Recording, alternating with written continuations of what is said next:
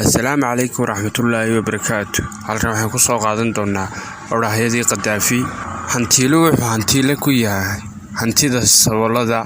Difaaca kaliya aan soo ilaalin karnaa wadannimo carbeedun ama midoobanaa ama waxay maranaa jidkii hindidii casaaseed. Dadka mishaarada ku shaqeeyaba si kastoo mishaarkeedu u sarreeyo waa addoomo. Iskaashi iyo isqadarin kama dhexeeyaan ka hantiila iyo ka saboolka iyo ka xoogan iyo ka taalka daranba. Weligeyba Liibiya waan ka talinayaa ilaa aan ka dhinto maahaane.